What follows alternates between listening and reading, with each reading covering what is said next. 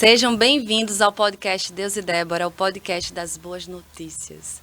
Hoje nós vamos falar sobre o que fazer quando nos sentimos mal, lidando com as emoções à luz da palavra de Deus. Eita, que eu estou super animada, nas expectativas altíssimas para aprender hoje com ele, o pastor Josinaldo Bandeira. Ele lidera o Verbo da Vida Zona Norte junto com a sua esposa.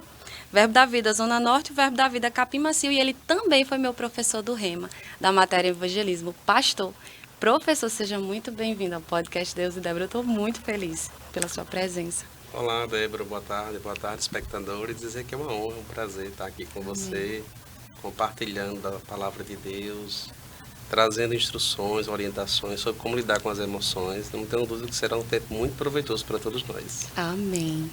Porque quando nós falamos da palavra, grandes coisas acontecem. Sim, exatamente.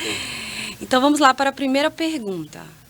Pastor, como nós cristãos entendemos as emoções, né? O que a Bíblia diz sobre esse assunto das emoções? Pode ficar à vontade. É muito enriquecedor e proveitoso quando nós entendemos a forma como Deus nos criou. E Deus nos criou como um ser trino. Nós somos um espírito, pois fomos criados à imagem e semelhança de Deus. Sim. Nós possuímos uma alma, e essa diz respeito a vontades, pensamentos e emoções, e nós habitamos num corpo. Então Deus nos criou para nos expressarmos através das nossas emoções, nossos sentimentos. A nossa alma, ela tem um papel preponderante nas nossas decisões, nas nossas escolhas, nas nossas palavras. E Deus nos criou dessa forma para que funcionássemos bem. Então, quando entendemos a nossa natureza trina, à luz da palavra de Deus, nós podemos entender, compreender como gerir nossas emoções, como cuidar das nossas emoções, como controlar nossas emoções, como expressar nossas emoções, para que não nos tornemos escravos delas, entendeu? Então, a Bíblia tem muito a ensinar sobre a questão de pensamentos, emoções, tristezas, alegria, choro. Deus não nos criou de uma forma robótica, que não nos pudéssemos nos expressar, sentir alguma coisa. Deus é espírito, nós nos relacionamos com Deus através do espírito, porque Deus é espírito, mas não há problema nenhum em sentir alguma coisa, em ter sensações, desde que isso seja de uma forma equilibrada, à luz da palavra de Deus, para que tenhamos saúde emocional, sejamos saudáveis nessa área da nossa vida também. Amém. Quando a gente sente emoções, né, seja tristeza, alegria, é um termômetro. A gente pode dizer assim, né? Porque não tem. Imagina, se eu não sentisse tristeza ou não sentisse uma dor, eu não ia saber do que estaria acontecendo. Eu seria um robô, como você disse, né? Então é muito importante as emoções. E eu creio também que muitas pessoas sofrem nessa área, né? E aí a gente entra para a segunda pergunta. Segundo a palavra de Deus, pastor, o que a gente pode fazer quando a gente se sente mal? Porque pessoas andam ansiosas, depressivas, pessoas andam estressadas, né? O que a gente pode fazer? O que Deus nos diz em sua palavra para lidar com essas emoções negativas, no caso? Você foi muito feliz na sua pergunta, Débora, porque hoje já há uma estatística, segundo a OMS, que 40% da população mundial sofre de ansiedade. E depressão é uma doença, ela Sim. está aí. Então, o primeiro ponto que a gente precisa deixar bem claro aqui é que a fé, ela não é a negação do problema. A fé não nega o diagnóstico. A fé não nega as emoções. A fé não nega que o diagnóstico está lá. Como é que ela poderá enfrentar? Como é que ela poderá tratar e superar aquilo se ela está negando que aquilo existe? Inclusive, esse tipo de problema tem perturbado muitos cristãos e a grande maioria deles se condenam, achando que não creem em Deus, que não são salvos, porque estão passando por esse tipo de problema. Alguns até têm preconceito contra profissionais de saúde dessa área, como psicólogo, como psiquiatra, que são médicos, são profissionais capacitados como qualquer outro para cuidar das nossas emoções. Então, isso é um problema que existe, está aí, não há cura na medicina, Não há remédio para a cura de ansiedade, de depressão, de transtorno do pânico, estão aí. Mas o primeiro ponto é a gente identificar e admitir que o problema está lá. E a partir daí, se cuidar para não desenvolver autoculpa, condenação, que pode levar para um lugar de isolamento, distanciamento de Deus. A melhor coisa que a gente pode fazer é quando a gente identifica um problema na nossa vida que a gente não consegue resolver sozinho, é procurar ajuda. Isso até demonstra humildade no nosso coração. Não consigo sair desse lugar sozinho. Isso cresceu de uma forma que eu não consigo mais administrar. Até certo ponto eu consegui administrar, mas cresceu tanto de uma forma que eu não consigo mais administrar. Então progrediu para um transtorno de ansiedade, para uma síndrome do pânico, para uma depressão. Então o que fazer? Além dos profissionais, e aqui a gente não quer incentivar a ignorância, o fanatismo, a alienação, além dos profissionais que estão aí para ajudar, como a psiquiatria, a psicologia, os terapeutas, a palavra de Deus também tem cura para esses problemas, né? Então, o primeiro ponto é um assunto extenso, Débora, a gente não quer ter a pretensão de esgotá-lo aqui, mas o primeiro ponto é, qual é a raiz desse problema, né? Se tem um problema no caule, se tem um problema no galho, na fruta, pode ser que esse problema esteja na raiz, né? Então, qual a causa desse problema? Para não lidar apenas com o efeito do problema. De onde isso surgiu? Foi de uma rejeição? Foi de um abandono? Foi de uma mágoa? Foi de um ressentimento? Foi de uma frustração? De uma decepção? Foi de uma perca? A primeira coisa que a gente precisa fazer é identificar a causa. E a partir daí procurar pessoas, além de profissionais da área de saúde, pessoas que possam nos ajudar também na questão espiritual, possam nos aconselhar, nos orientar, orar conosco, mas identificar o problema, admitir que está com ele, é o primeiro ponto para iniciar o processo de ajuda, porque sem diagnóstico não há a intervenção, seja de Deus ou da medicina. É como a gente se aproximar de Deus e não se arrepender ou não reconhecer que estávamos em pecado, para então receber a cura do Senhor, né? Perfeito. Se a gente continua insistindo, dizendo que está bem quando nada está bem, vamos continuar mal, né? Isso. Amém, pastor, muito importante. Realmente é um assunto muito complexo. Você começou a falar e eu já comecei a pensar em várias situações. E a questão emocional da alma, faz parte da alma, né, como você disse, está na nossa memória. Então, por exemplo, hoje minha bebezinha de 2 anos, Isabela, ela fez um exame de sangue. E foi muito tranquilo, assim, porque antes eu conversei com ela, e ela fez, eu abracei ela, eu conversei, eu preparei. Mas olha só, antigamente, eu já cheguei a passar mal porque eu ia fazer um exame de sangue.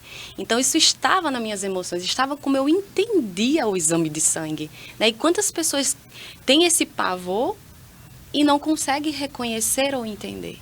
Então, como é importante, é possível superar, a gente vai falar, né, pastor, sobre isso. Sim, também. As nossas emoções, elas são um reflexo daquilo que nós pensamos. Sim.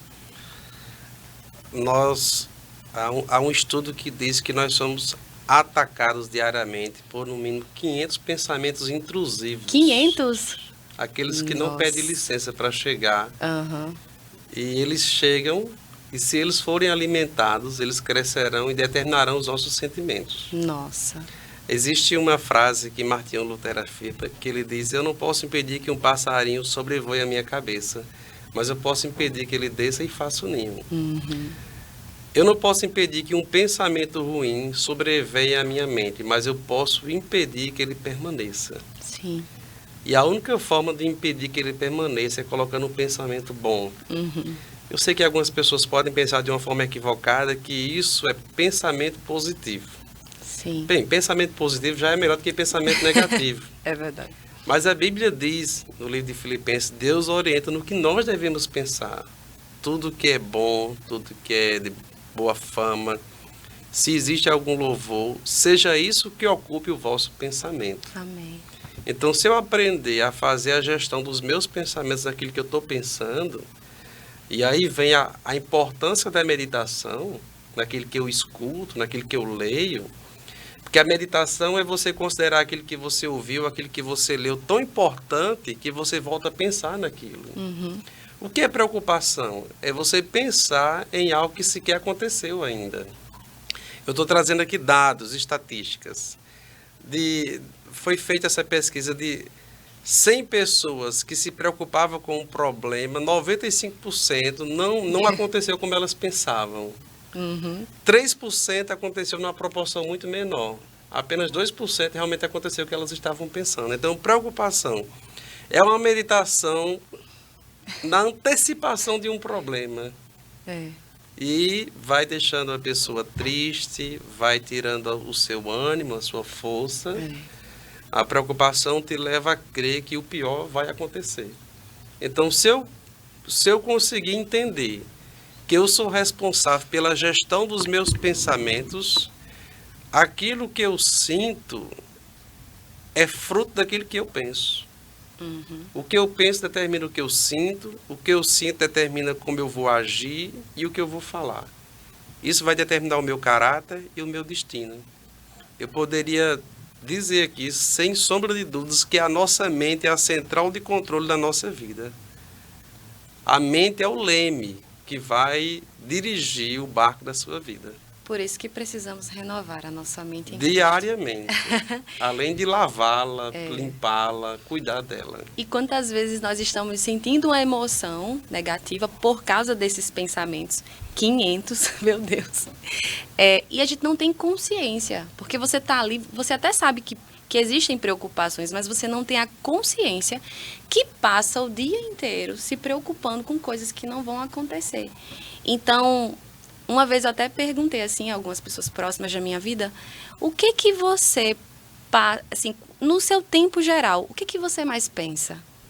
E depois que você começa a se alimentar da palavra, e aí é tão legal porque, pronto, hoje eu fiquei meditando no versículo, eu disse, meu Deus, que legal, estou há tanto tempo meditando nesse versículo.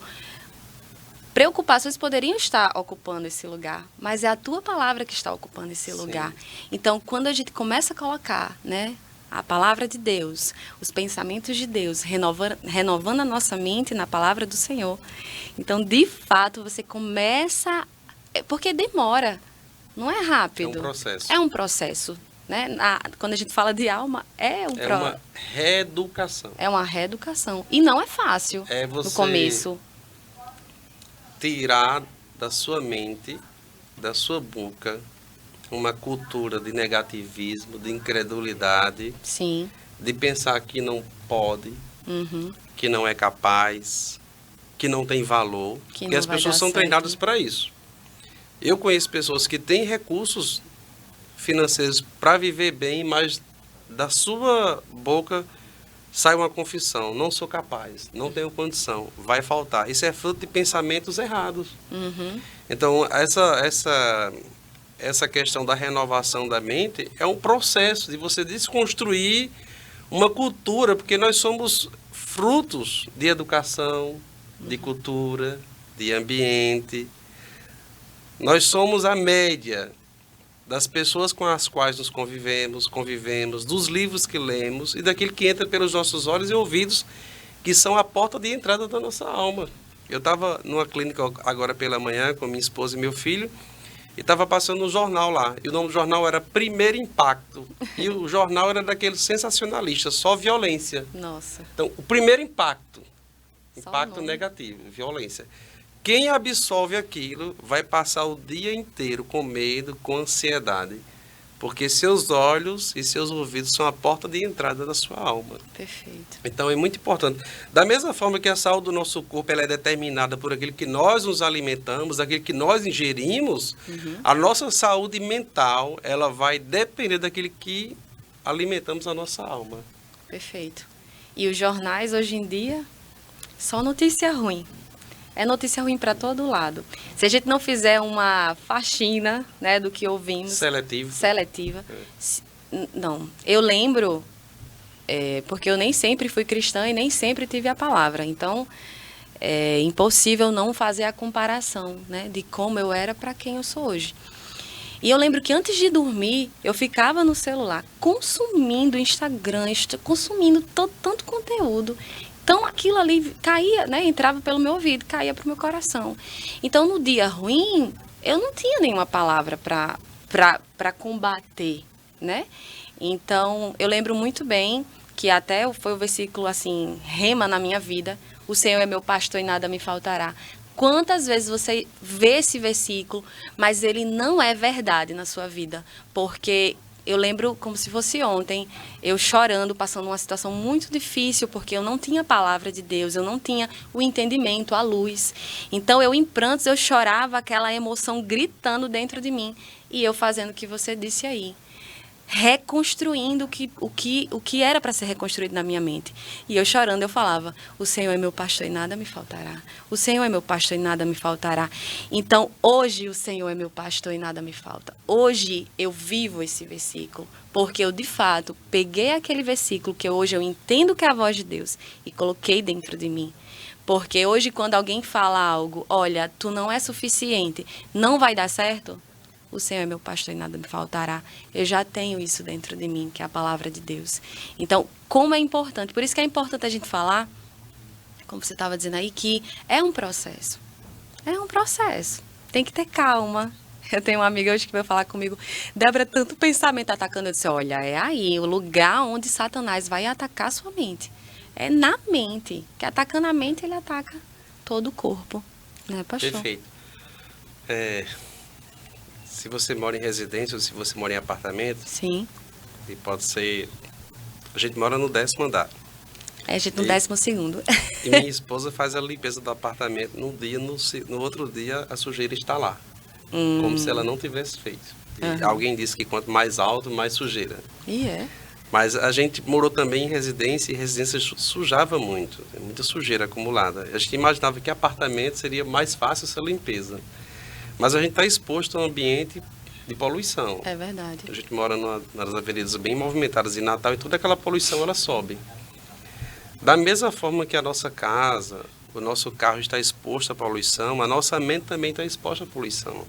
A poluição de violência, a poluição de crise, a poluição de más notícias, a poluição de pessoas negativas, pessoas murmuradoras, ela está exposta a esse tipo de sujeira. Então, se a gente... Eu sempre vou usar aqui analogias, para que fique mais fácil o entendimento de todos. Até uma criança pode entender. Da mesma forma que precisamos fazer a limpeza da nossa residência, do nosso carro, do nosso corpo, precisamos fazer uma limpeza diária da nossa alma. Perfeito. E se a gente entender isso, a gente vai até fazer uma limpeza preventiva, não vai expor ela à poluição. Porque se eu estou num ambiente que ela está absorvendo muita incredulidade, reclamação, pessoas amarguradas de espírito, que estão sempre expressando a sua mágoa, a sua doença emocional que não foram curadas, aquilo de uma certa forma pode me contaminar. Sim. Então é claro que eu não tenho como viver isolado desse mundo, mas eu tenho como preservar o meu coração e a minha mente. A Bíblia diz no livro de Provérbios: sobre tudo que se deve guardar, guarda o seu coração, porque dele procedem as fontes da vida. Então, se Deus criou o homem no início e colocou no Éden e disse: guarde e cultive, eu entendo que agora o nosso Éden é o nosso coração. Sim. É daqui que procede as fontes da vida, meu coração e a minha mente. Eu vou fazer a limpeza diária, eu vou ouvir aquilo que me faz bem, eu vou ler aquilo que me faz bem, e eu vou me conectar, me expor a ambientes que traz benefício para a minha alma. Amém. E muda muito nossas vidas. Até porque prevenção é mais eficaz do que o remédio. E eu comecei pelo telefone, porque o telefone é o canal você entra no telefone, você pode ir a qualquer lugar do mundo, né? E tá todo mundo falando no telefone. Sim. No WhatsApp, no Instagram, nas redes sociais, em todo lugar. Então eu comecei a limpar por lá, porque eu consumia muito conteúdo e vivia muito tempo lá. Desativei notificações, eu acho que ajuda muito a gente a se concentrar, porque imagina só, você tá aqui, eu tô conversando com você, meu telefone simplesmente nos interrompe. Porque uma notificação, ela vem e ela não pede licença. Então, eu desativei todas as minhas notificações para que eu, de fato, comandasse o que eu iria fazer no meu dia. E é assim até hoje. Né? Eu pego o telefone quando eu decido responder ou ver algo que é importante. E se alimentar da palavra é muito importante. E a igreja? As pessoas falam, não, mas eu não preciso ir para a igreja. Nós precisamos ir para a igreja. Foi algo que eu reconheci na minha vida. Até para ter um ambiente de influência da palavra para a minha filha. E tudo isso foi mudando a minha mente e a minha vida. E você, pastor, você tem um testemunho de vida, né, sobre uma emoção negativa? Eu posso dizer que é emoção? Eu nem sei se eu posso dizer que é emoção. É o ápice das emoções negativas. Que é a depressão. A depressão. A depressão. No ano de 2007, eu já era cristão, estava afastado de Deus há 4 anos. E assim como a grande maioria das pessoas hoje projetam que para serem felizes elas precisam ter e conquistar. E assim eu fui construindo meu castelo de areia. Eu era bem sucedido na empresa na qual eu trabalhava, com projeção de crescimento, um plano de carreira. Meu nome sempre esteve em destaque entre os 3, sempre ganhei prêmios na empresa. Eu vim de um ambiente de muito fracasso, de muita pobreza, de muita necessidade. E essa prosperidade era mais para dar uma resposta para essas pessoas e para esse lugar. Fato que quando eu conquistei, quando eu ganhei, quando eu cheguei lá, eu tive que voltar lá, tive como sentimento de vingança, porque eu não estava bem resolvido com aquilo. Entendi. E eu fui galgando lugares. Outra coisa também que a vida lhe oferece, mas lhe cobra muito caro depois, são prazeres transitórios. Sim. São coisas que vêm fácil, mas depois vem a consequência, a conta chega. E eu fui consumindo, porque o mundo é um mercado de ilusão. É sim. Ele vai dando para você, ele vai oferecendo as ofertas, as propostas, o que na linguagem bíblica chamamos de pratos de lentilha, e você vai consumindo.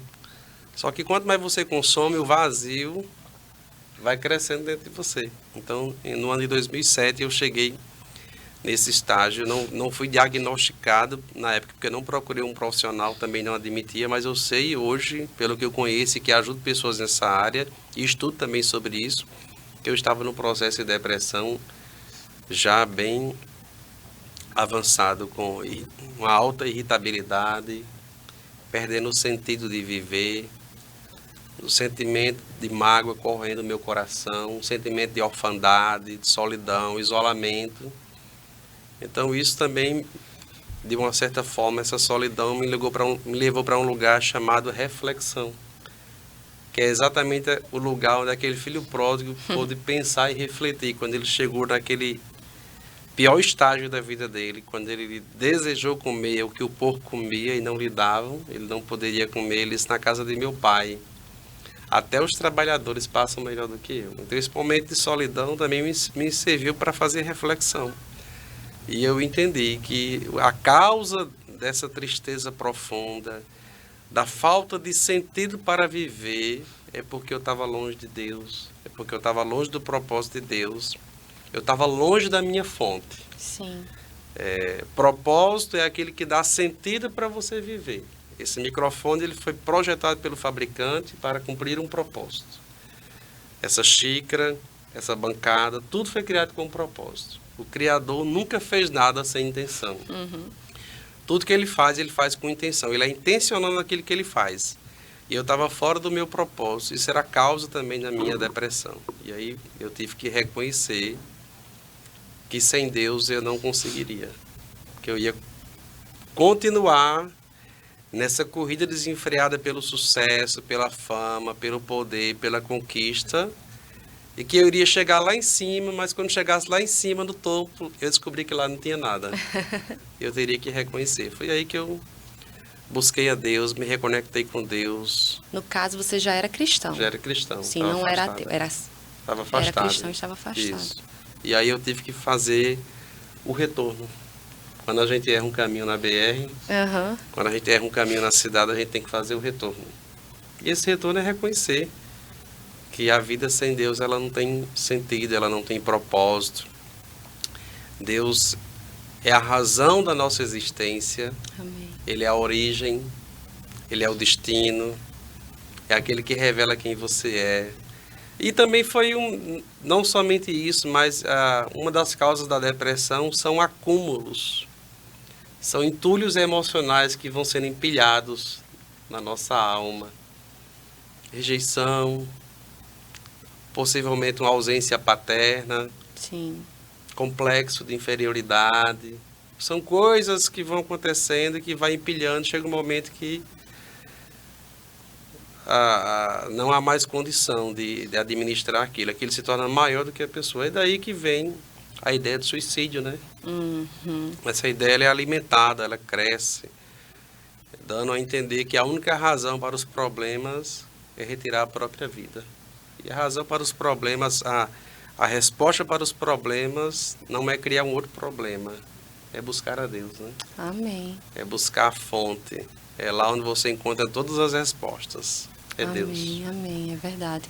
E é interessante a gente observar que essas emoções negativas, esses pensamentos, eles são invisíveis. Quando você está doente de algo que dá para ver na sua pele, como a lepra antigamente, né? Jesus curou muitos leprosos.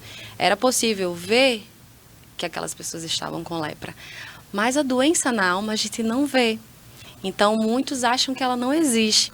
Ou que é coisa da nossa cabeça. E na verdade é coisa na nossa cabeça, né? Na nossa mente. Se a gente não toma um cuidado e a gente não faz essa reflexão como você fez, como o filho pródigo fez, a gente vai paralisar, né? É importante a gente olhar para o que a gente está consumindo, para o que a gente está ouvindo. E eu sei que não é fácil, porque, por exemplo, eu fiz 3 anos de terapia. E eu sempre falo para as pessoas que tem gente que não gosta de psicólogo, né? Você tá me chamando de doido? Tá me chamando de doido. Eu fiz terapia por 3 anos. E foi um presente de Deus na minha vida. Porque foi lá, naquele lugar. Eu fazia 1 vez por semana. E era naquele momento onde eu tirava 1 hora para falar sobre a minha história. Para entender por que eu estava me sentindo daquela forma. Com alguém profissional que não iria falar, não iria trazer suas experiências, simplesmente alguém ali profissional para me ouvir de forma profissional.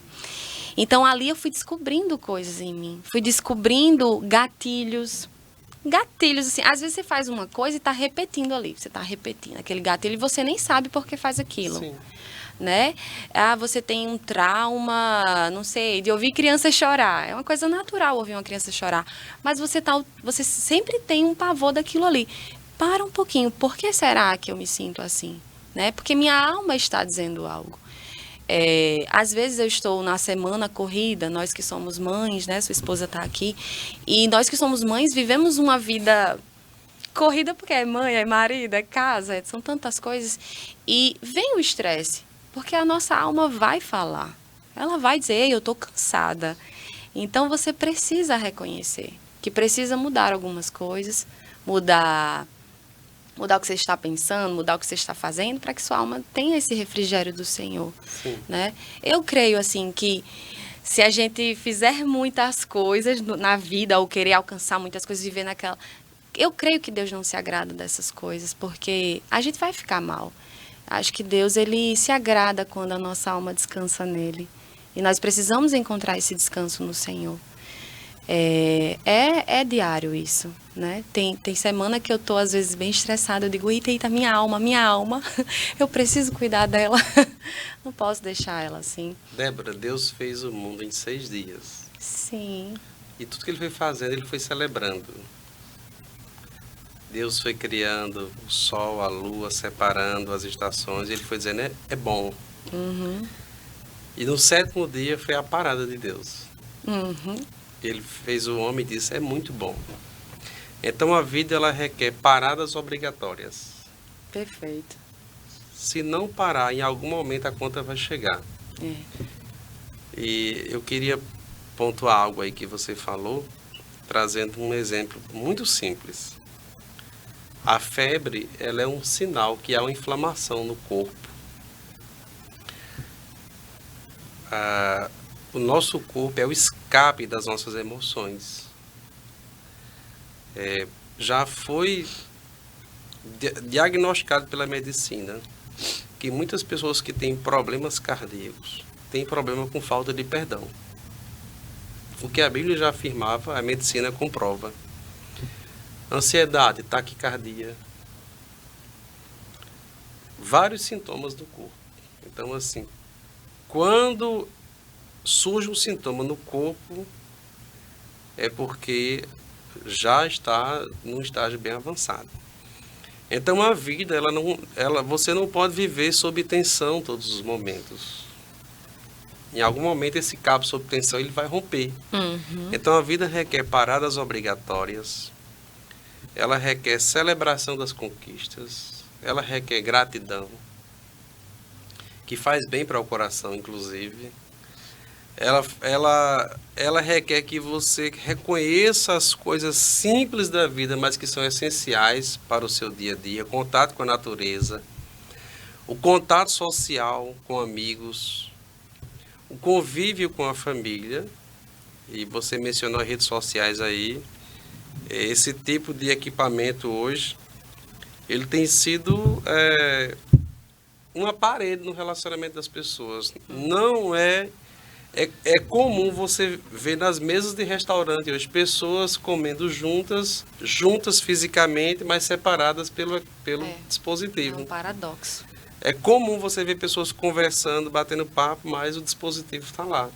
Então, o contato social com amigos, com familiares, com igreja, com irmãos que compartilham da mesma fé, traz saúde emocional, a celebração das conquistas, a gratidão, o senso de pertencimento. Existe um problema hoje que causa muitos problemas emocionais, que é a chamada doença da orfandade, o sentimento de abandono, estou sozinho. A gente poderia passar horas aqui, porque é um assunto muito vasto, mas há muitas pessoas que foram traídas, nunca superaram isso. Sim. Há muitos filhos que foram rejeitados no ventre da mãe, nunca superaram isso. Há muitos que não carregam o sobrenome do pai, nunca superaram isso. Há muitos que foram decepcionados, nunca superaram isso. Foram demitidos, nunca superaram isso. Foram machucados por um líder, nunca superaram isso. Isso vai virando um acúmulo.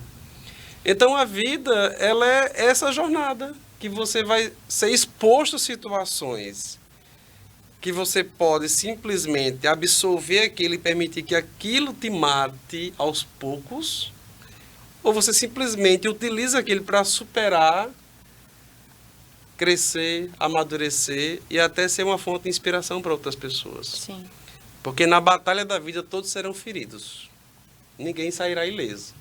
A questão é se a gente vai viver com infecção emocional, mostrando as feridas ou mostrando as cicatrizes. Ou tentando esconder, né, professor? Isso. No mundo tereis aflições, mas o Senhor diz, tende bom ânimo. Isso. Eu venci o mundo. Então, eu creio que Deus, Ele nos deixou ferramentas para vencer. Sabe?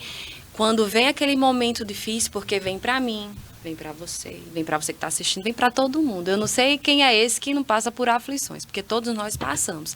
Ainda bem que passamos, não ficamos, né? E o Senhor diz para a gente não desanimar. Então, Deus, Ele nos dá ferramentas, todos os dias. E quando, às vezes, eu estou passando por uma situação difícil, a primeira coisa que eu peço logo é, Senhor, me dá sabedoria. Espírito Santo, me ajude. Eu falo logo assim, porque a Bíblia diz que Ele é o nosso ajudador. Então, nós precisamos ter consciência da voz de Deus. Porque tendo consciência da voz de Deus, nós vamos ter consciência daquilo que Ele deixou para nós. Para a gente vencer, para a gente entender o caminho a seguir. Olha, filho, você está com a alma ferida. E às vezes a gente não quer ouvir isso. A gente quer ouvir, você está perfeito. Né? Uma vez eu estava orando em línguas. E Deus me deu uma frase muito forte, que eu quero, inclusive, compartilhar aqui com vocês. Que significa assim, Ele disse, que Deus, Ele cuida dos machucados. Ele cuida dos machucados. Foi muito forte, isso ficou no meu coração, porque Deus, Ele cuida dos machucados. Então, Se você está machucado, se você passou por algo difícil na sua vida, seja o que for, seja a emoção que for, a situação que for, a circunstância que for, Deus, ele cuida dos machucados, ele cuida daquele que está sofrendo. Ele diz, né, vinde a mim, você que está cansado e sobrecarregado. Porque é nele que nós encontramos a vida. Quando todo mundo foi embora e aí Jesus perguntou para os discípulos, e vocês vão também? Pedro falou, né? Para onde iremos, Senhor? Se só Tu tens as palavras de vida eterna. Então, quando a gente tem um entendimento que a voz de Deus é a voz correta, é onde nós vamos encontrar a nossa identidade, que foi onde você encontrou, onde eu encontrei, onde muitas pessoas encontraram, é nesse lugar que vamos estar protegidos. Não significa dizer que nós não vamos aqui acolá sentir algo, né? Vai vir uma vontade de chorar, vai vir.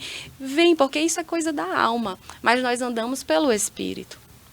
Então, quando a gente tem essas revelações em nossas vidas, a gente começa a caminhar como vencedores em Cristo. Muda tudo. Então, hoje nós estamos falando aqui sobre o que fazer quando nos sentimos mal e eu creio que é uma pergunta que você faz, meu Deus, o que foi? Às vezes vem a condenação, onde foi que eu errei? O que eu faço? Tem algum problema comigo? Será que não era para eu ter nascido? Ou vem aquela pergunta, eu acho que todo mundo pode, menos eu, ou eu acho que nada dá certo para mim. E essa não é a voz de Deus para você. Nunca vai ser a voz de Deus.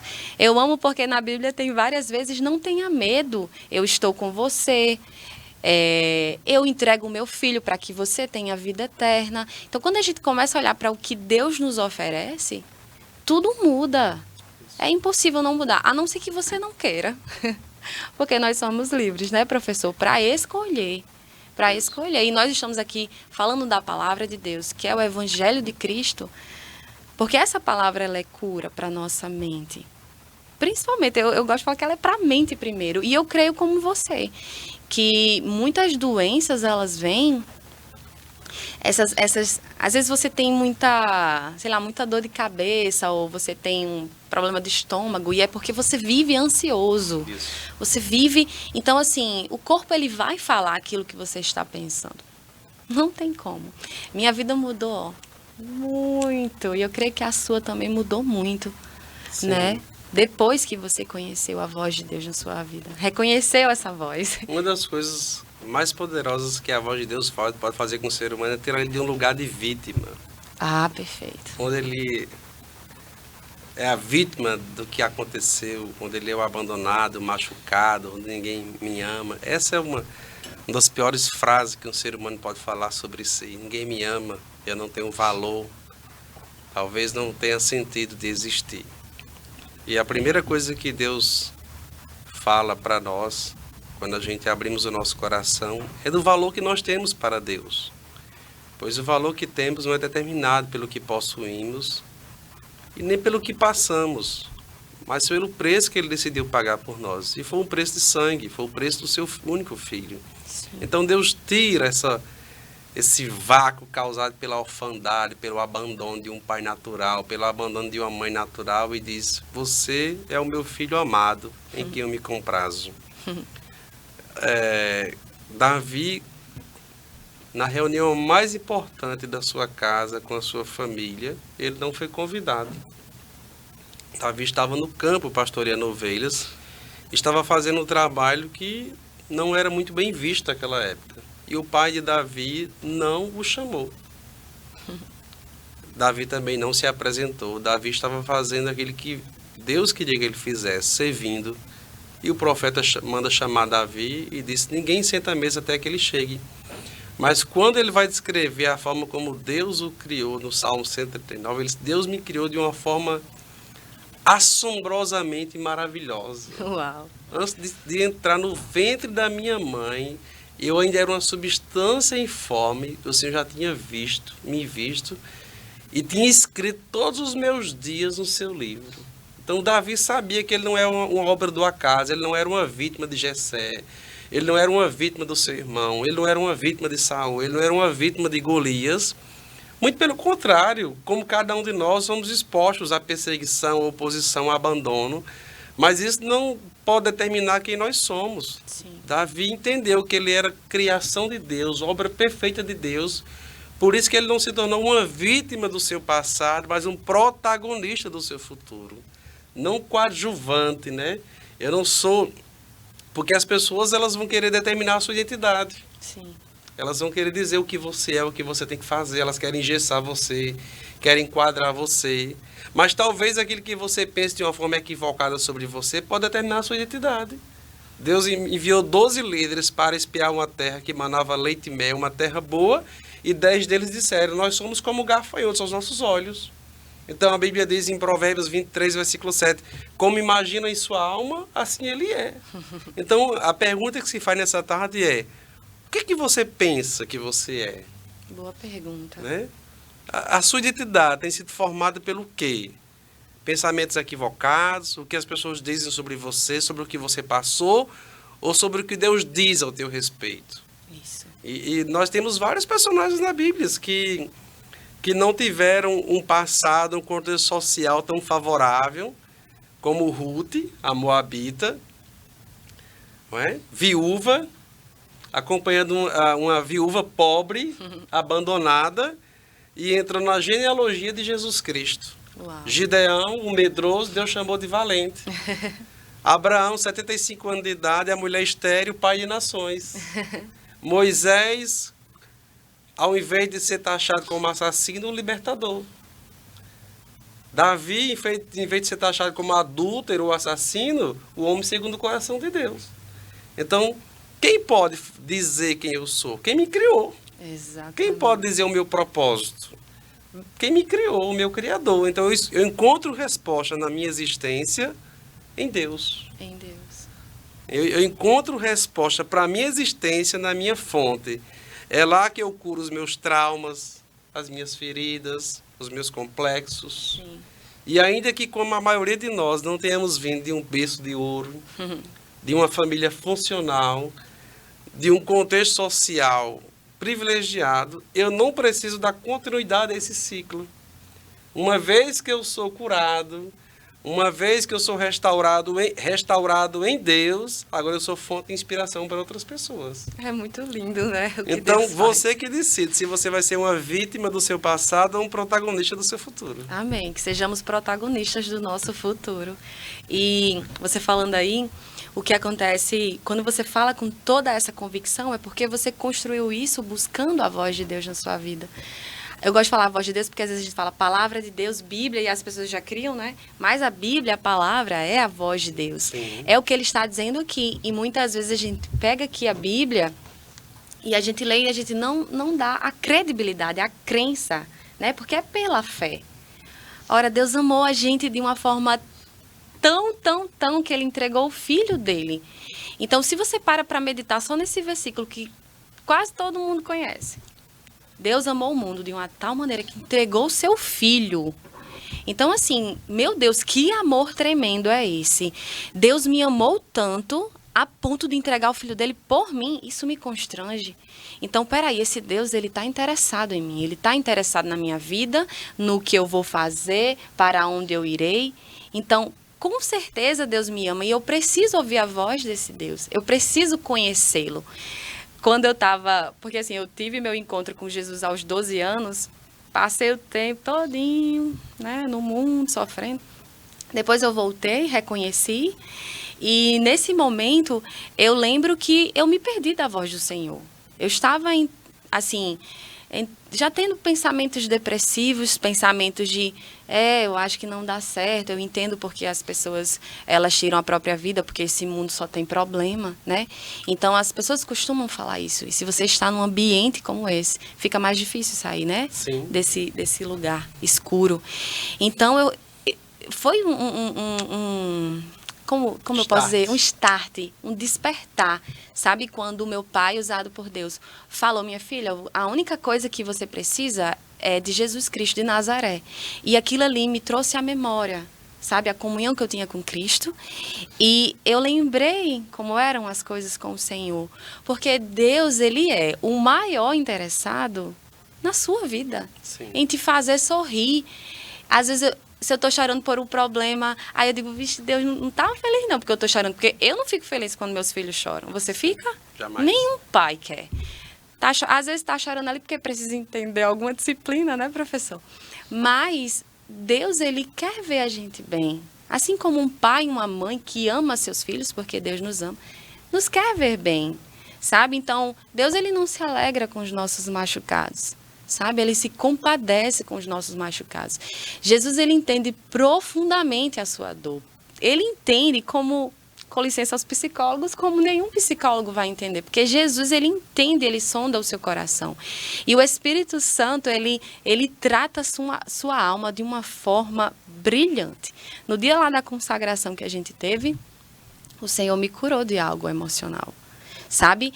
E eu comecei a perceber que quando surgiam aqueles gatilhos de antes, não me afetavam mais. Então é real. Deus cura a gente de dentro para fora. De dentro para fora. Aí o que tem que colocar dentro? A palavra dele, né, professor? Eu costumo afirmar que não há ferida emocional que o amor de Deus não possa curar. Aleluia. Quando você entende que você é amado por Deus e você tem essa convicção, nunca mais você vai sofrer por raiz de rejeição. A mendigância emocional, ela vai acabar na sua vida. O que é mendigância emocional? É você viver da aprovação das pessoas. É você viver de um olhar favorável das pessoas. Nós precisamos de pessoas. Gente precisa de Deus e gente precisa de gente. Mas quando você entende que você é completo, realizado e feliz em Deus, você se torna até uma fonte de amor para as pessoas. Amém. Uma fonte de encorajamento, uma fonte de consolo, uma fonte de conselho. Não é que você não possa receber, mas você é tão suprido em Deus que você passa a transbordar nas pessoas. Então, uma das características de pessoas com problemas emocionais é que elas vivem uma dependência emocional de outras pessoas. É, verdade. Se elas postarem algo e não receber uma curtida, que já é motivo para ficar... A validação, né? Eu quero receber a validação do mundo. Então, elas mudam o seu estilo de roupa para ter a aprovação das pessoas. Elas enchem o corpo de tatuagem para ter a aprovação das pessoas, porque elas querem o senso de pertencimento. Isso. E quando você entende que você é propriedade exclusiva de Deus, você não precisa seguir o curso desse mundo, você vai ser original. Você vai ser quem Deus te criou para ser. E com todo respeito, com todo amor, é daí que surge essa ideologia que afirma equivocadamente: nasci no corpo errado. Sim. A pessoa não se aceita. E tem outras vertentes. Pessoas que têm um corpo perfeito, lindo, mas continuam no ciclo vicioso de mesa de cirurgia. E partem cedo por complicações de uma cirurgia de lipoaspiração sem necessidade. Outras enchem o seu corpo de anabolizante, porque tem que seguir um estereotipo que o mundo determina, porque se não seguir não é aceito. E a melhor coisa que você pode dar para a sua alma é o senso de valor próprio. Eu tenho valor para Deus. Eu me amo. Amarás o teu próximo como a ti mesmo. Eu me amo, eu me dou valor. Eu não preciso negociar meus valores, minhas crenças, o meu propósito só para seguir uma ideologia, seguir uma ideia, seguir um curso. Verdade. Porque aquilo que é verdade para o mundo hoje pode ser mentira, mas o mundo é muito relativo. É. A moda, ela é ditada... É volátil, né? É volátil, não tem fundamento. E quando você tem a voz de Deus, aquilo que é eterno, como fundamento da sua vida, você não vai viver nessa inconstância, nessa gangorra emocional. Uau. Ora estou lá em cima, ora estou lá embaixo, hoje estou mal, hoje estou bem. Fulano não olhou para mim bem, acho que ele não me ama, acho que eu não tenho valor nesse lugar. E aí começa os complexos da sua mente, o senso de inferioridade, e seu valor vai diminuindo. Por quê? Porque você tem que pertencer a um grupo, você tem que andar de tal carro, em tal carro, tem que vestir tal roupa, porque no mundo você vale o que você tem. E para Deus você vale o que você é. E a melhor coisa que você pode fazer é ser bem resolvido com você mesmo.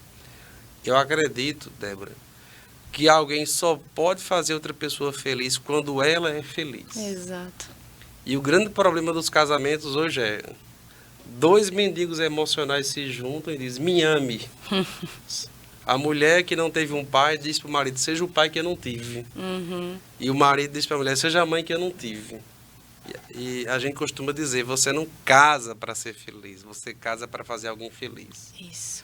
Entre num relacionamento, seja ele de amizade ou conjugal, já bem resolvido com você mesmo. Antes de chegar naquela posição de sucesso, de fama, de crescimento, seja uma pessoa bem resolvida com você mesmo. Não deixe as coisas desse mundo, a fama, o sucesso e as posições e os títulos determinar o seu valor. Exato, perfeito. Você falou do casamento, foi até o exemplo que me veio à memória, porque eu dependia muito para eu me sentir bonita que meu esposo dissesse, você é linda, e ele tinha que me alimentar ali, né, dizendo que eu era linda. Isso é bom? É bom, mas eu não posso depender disso. Sim. Então, o Senhor começou a tratar em mim que eu, me olhando no espelho, eu precisava ver aquilo que Ele fez, aquilo que Ele pensa ao meu respeito. Então, uma vez que eu entendi isso, eu fiz, rapaz, não vou mais depender não de elogios. Por quê? Porque isso é uma escravidão. Sim. Quando você falou que pessoas mudam, né, o corpo, o estilo de roupa, não, porque eu vou deixar, meu cabelo é cacheado, não, vou deixar liso porque todo mundo tá usando assim, e é assim que tem que ser. Isso é uma escravidão. O mundo nos escraviza, mas só Cristo nos liberta. Então, quando eu entendi isso, meu Deus, como é bom encontrar a liberdade, a verdadeira liberdade. O mundo vende a libertinagem, Isso. né? O mundo vende que para você fazer isso você vai ser feliz, mas você não está sendo feliz, nunca vai ser. Então, eu lembro muito bem, assim, da vitória que eu conquistei em Cristo em relação a eu me sentir linda para Ele. E a Bíblia também vai nos trazer, né?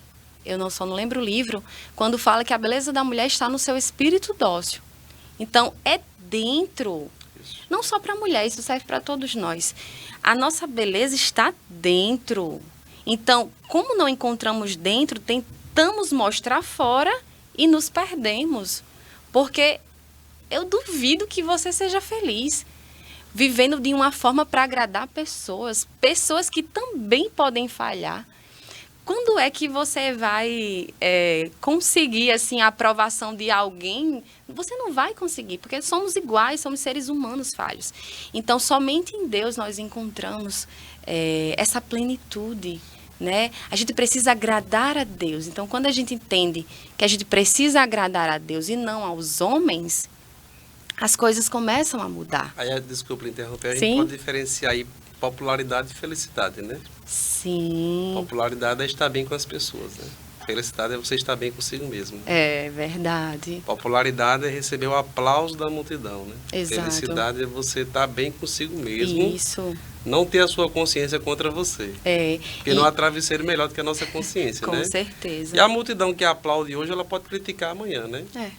A multidão, ela muda. Então, se você vive de elogios, é claro que elogio faz bem para nossa alma. Sim. Todo bom liderado, quando ele faz um bom trabalho, ele gosta de ser reconhecimento. Para mim, eu não preciso que a minha esposa diga, você está elegante, você está bonito, mas para ela é importante, para você é importante como mulher. A mulher é alimentada pelas palavras que escuta do seu esposo, do seu cônjuge. Mas quando a mulher é bem resolvida, ela não fica nessa dependência, no sentido de se sentir mal quando isso não vem. Sim, sim. Mas quando você vive movido por elogios, você pode ser paralisado pelas críticas. Exatamente. É perigoso. E elas virão. Então, quando você entende o valor que você tem para Deus e para você mesmo, a opinião alheia, ela não vai determinar o seu valor.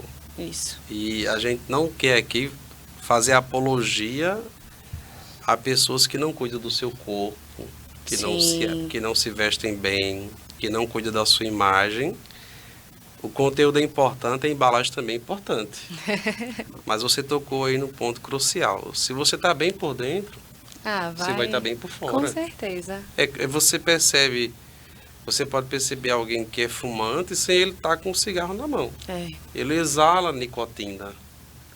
Você pode perceber que alguém é alcoólatra pelo hálito. Só pelo ar. Está nele. O álcool está no seu organismo. Você pode perceber que alguém vive uma vida triste e deprimida pelo seu semblante, pelo seu comportamento. Você pode perceber pela postura dele. Você diagnostica isso. Ah, pastor, você está me julgando, só Deus conhece o meu coração. Jesus disse, você conhece a árvore pelo fruto. Perfeito. Né? Se as nossas emoções e os nossos pensamentos estão organizados, nosso corpo estará organizado, a nossa casa estará organizada, a nossa agenda estará organizada, a nossa vida ela estará organizada. E para a mulher, a nossa bolsa também, né? Quando eu olho assim a minha bolsa e eu digo, meu Deus, não tá... Peraí, vamos organizar aqui, né? Porque a gente precisa dessa constância. Até porque a bagunça é a maior inimiga da nossa produtividade. É verdade. Então, nós precisamos, de fato, reconhecer, né? Quando algo não vai bem e se estamos bonitos no espírito primeiro, né? Alimentados pela palavra de Deus, pela voz de Deus que nos conhece, para que a gente possa ser bonito de dentro para fora. A Bíblia diz que o sorriso ele vai aformosear o nosso rosto. O coração, né? Alegre é formosear o coração alegre vai aformosear o nosso rosto. Então você vai olhar para alguém, nossa, como aquela pessoa se cuida. É igual um filho.